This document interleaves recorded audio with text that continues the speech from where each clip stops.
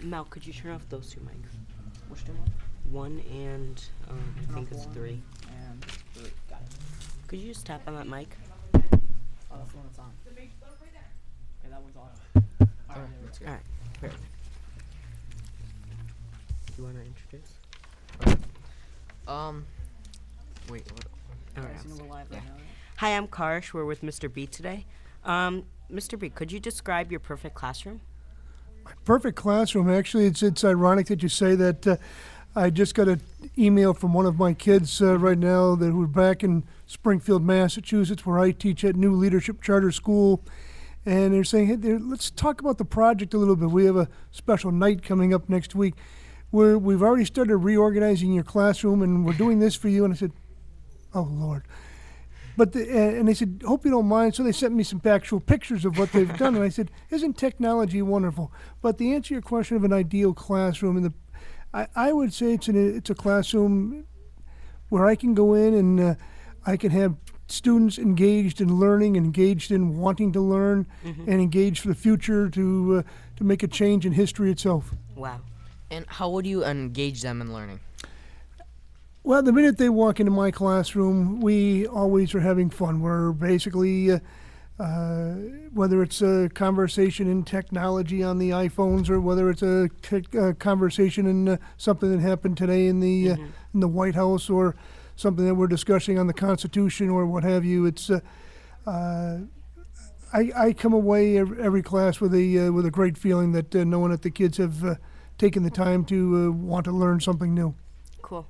Are there any specific projects that you've done that have been like really successful in your classroom? You know, I'm going to go both in and out of the classroom if you don't mind. Did something 3 years or so ago, the last presidential election that we had, and we were the first high school in the entire country. I was at a different school then, but to do an exit poll. And had all the students engaged in it. And the irony of it is I was able to get many of the kids to actually, who had turned 18, to go out and vote. But one of the most exciting projects just happened last Friday. I've been able to get a grant to go to New York City for the last few years. And we went to the Museum of Jewish Heritage down in Battery Park, to the Holocaust Museum. And they're writing a whole essay on it today, and they're sending me a message right now back and forth.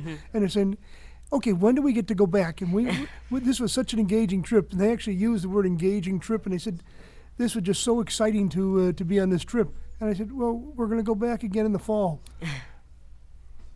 Is that out for public? No, don't. Well, they've already spread that word, of course, and now I've got a plan on going in the fall again. You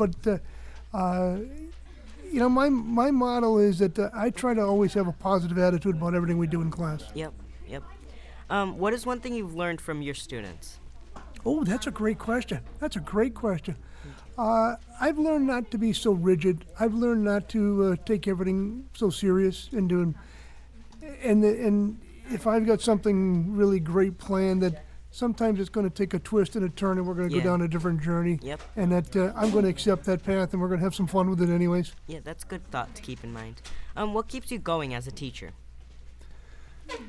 Seeing that I'm 110, no.